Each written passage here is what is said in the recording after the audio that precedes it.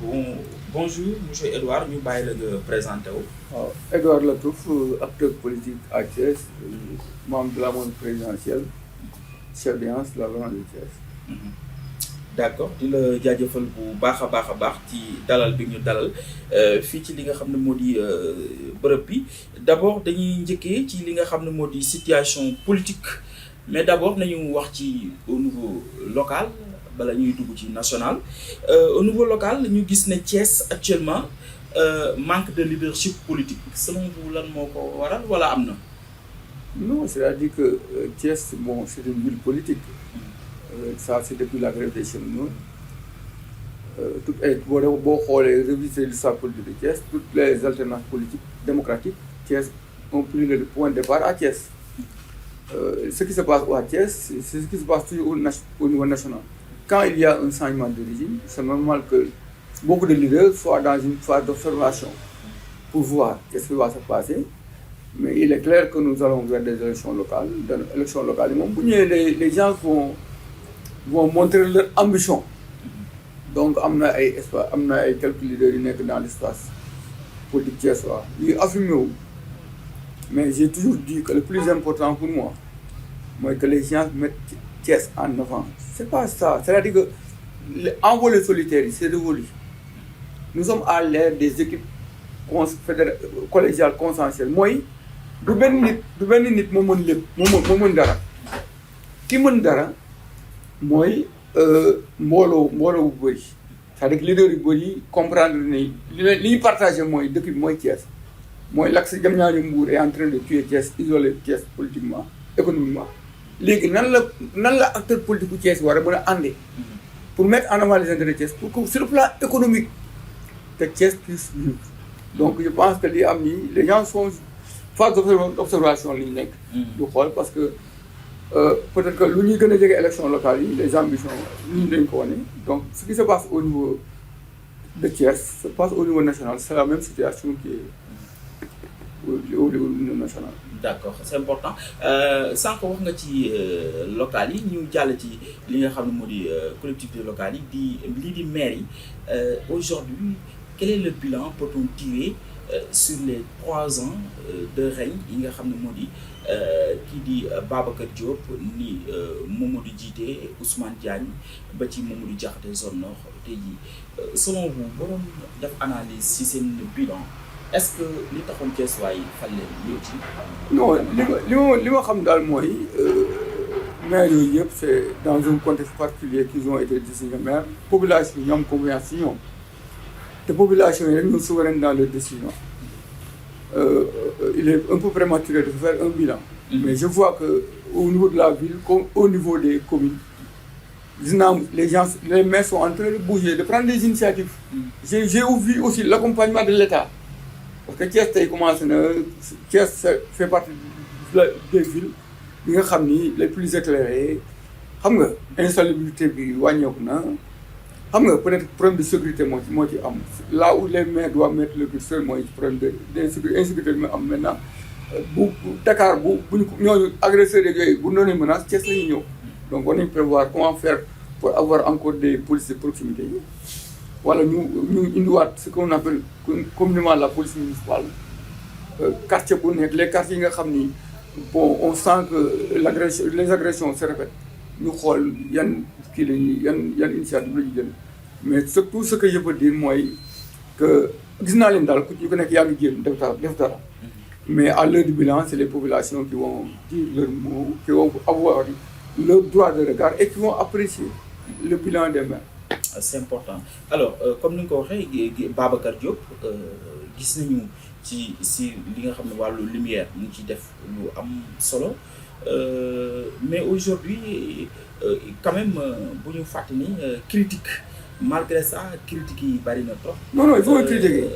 D'accord non il faut critiquer xam nga benn borom xam-xam mag. souvent dañu naan day jaawale priorité. benn borom xam-xam mag doon wax naan être contesté c'est être constaté. Et ça c'est Senghor qui le disait. Ki jiitu toujours dañ ko contesté.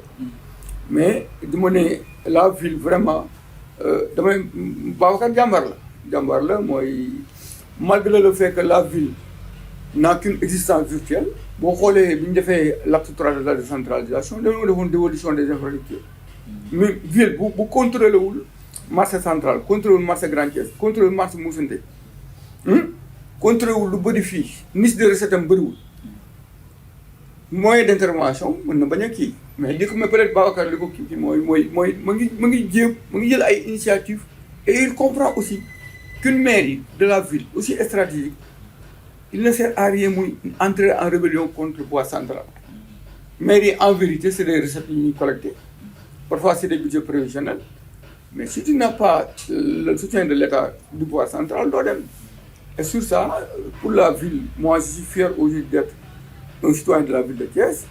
Babacar, je le vois qu'il est très courageux, il est en permanence sur le terrain, il est en train de faire un excellent travail, de même que les autres maires. Mais personne n'échappe aux critiques.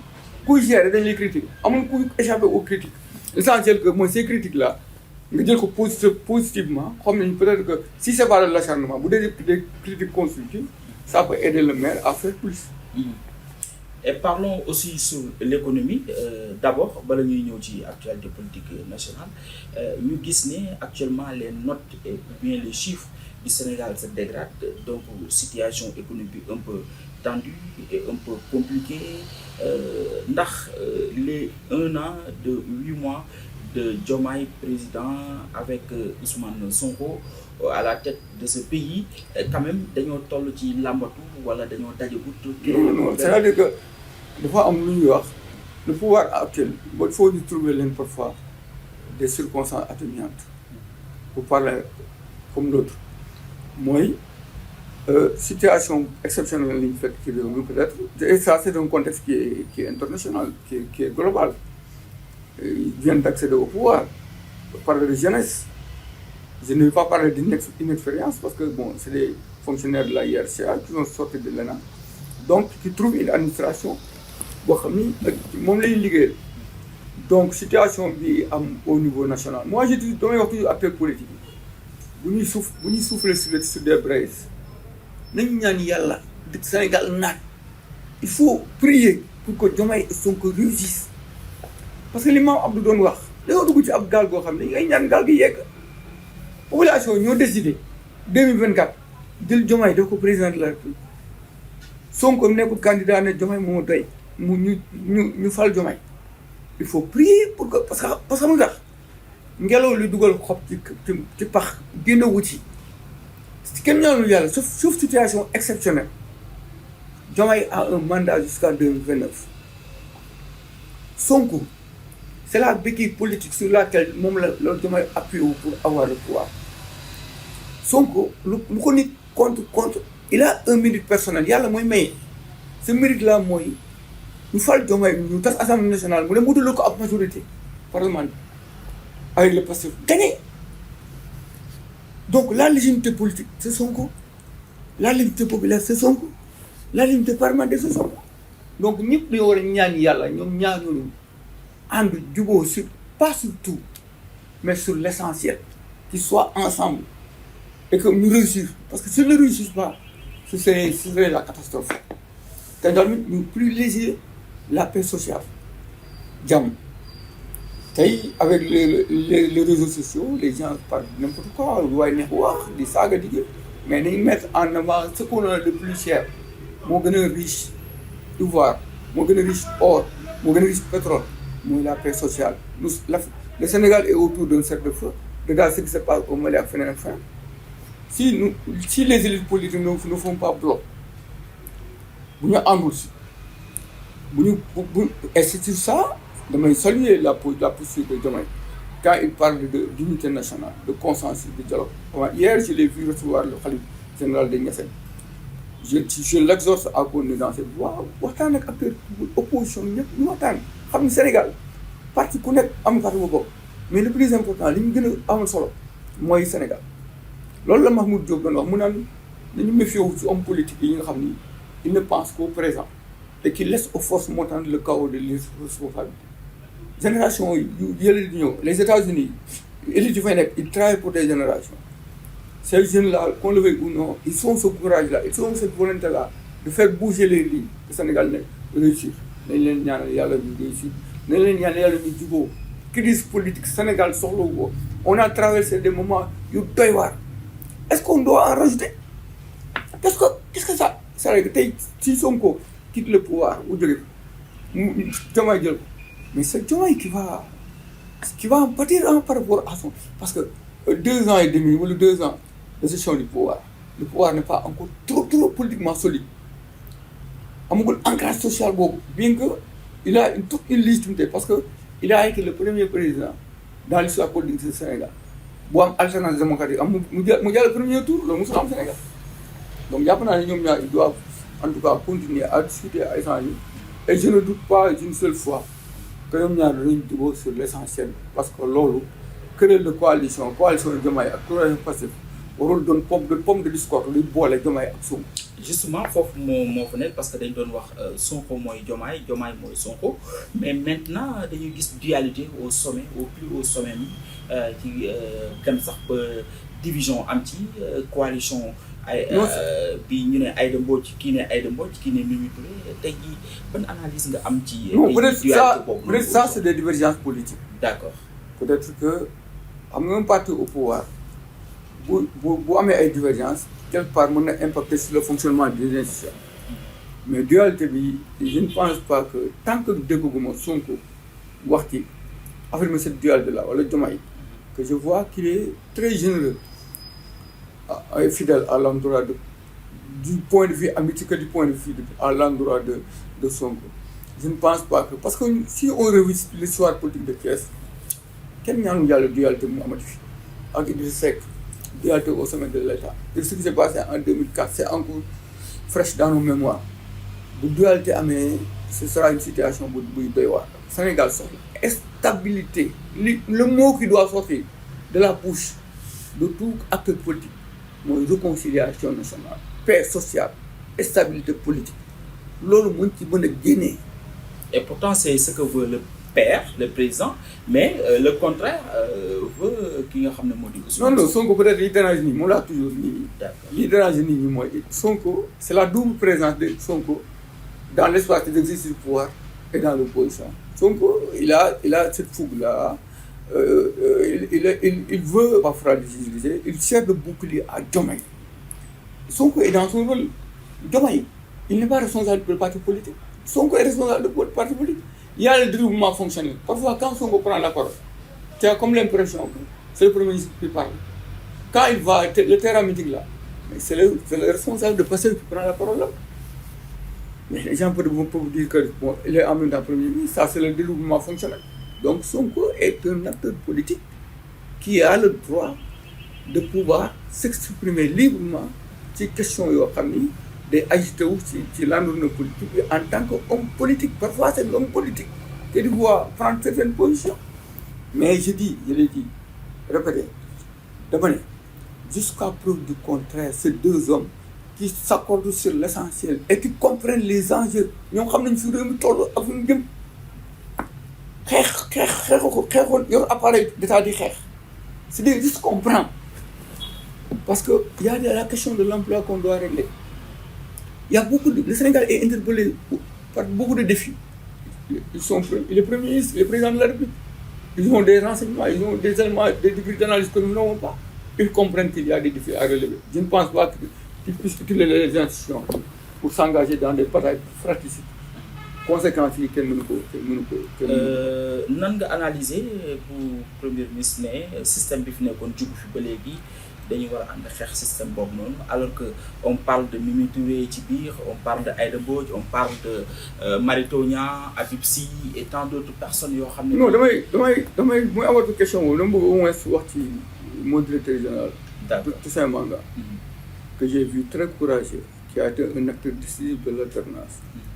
Qui a le sens des responsabilités et qui est très loyal politiquement. Je l'ai vu pour de plus position et je me reconnais, moi, Edouard Lavouf, à travers la position de Toussaint Manga. Je dis, vous avez dit tout à l'heure, reprenant votre question. Le système. Combattre le système. Non, c'est-à-dire que Sonko, il est quelqu'un me disait avant-hier que Latif Coulibaly avait écrit un livre, Wade au pouvoir, l'alternance piégée. Mais moi, je dirais, si je dois reprendre le même livre, que Sonko au pouvoir, l'alternance recadrée. Il est en train de recadrer l'alternance. Peut-être qu'il a vu que voie bi alternance bi jaar quelque part mën na mener quelque part à une impasse en tant qu'acteur politique et qui a une responsabilité morale historique sur la présidence de Diomaye. C'est son héritage, c'est lui qui a demandé au peuple de voter pour Diomaye. Il s'est dit que il faut me dire à une initiative, en tout cas, pour le sécurité de davantage. Cette perspective-là de combattre le système, c'est pour davantage permettre à Diomaye de gérer sereinement son mandat, de faire des résultats. Le plus important, et ça, on peut le comprendre bel et bien, et Diomaye aussi le comprend bel et bien, le plus important, il y a les attentes des populations. À l'heure du bilan, il faut présenter un bilan. Déjà, les mandats de 5 ans, c'est des mandats qui sont courts. Donc, il leur revient de présenter un bon bilan. Et pour nous, parallèlement, il y a un combat politique certes qu'il faut mener parce que les appareils politiques sont là, les hommes politiques sont toujours là. Bon, je ne souhaite même pas la voix de l'opposition parce que pour moi, de mon point de vue, nous ne devons pas aller vers une pensée unique. Ben parti en Sénégal, il faut que moi, par exemple, compte pouvoir, même le compte pouvoir arrange le pouvoir. Parce que pour éviter certaines dérives, ça permettra. Il y a une critique à Diomaye ci bëri lu ko opposition di def xam nga l'opposition la chance de Diomaye c'est que am na opposition boo xam ni qui a exercé le pouvoir te si l'opposition exerce le pouvoir je dis très honnêtement bu ñi nekk di tey nekk opposition di exercer le pouvoir bi am na ci yenn attaques yoo xam ni wax ñu ko def Diomaye wala Rosso parce qu'ils savent les réalités du pouvoir ku mosul yi nekk ci pouvoir mën na ko def. Mais certains ne peuvent pas le faire. Bref, je dis que l'opposition c'est pour participer à la consolidation de la démocratie. Parce que des fois, plus réel, la démocratie de quoi ça va.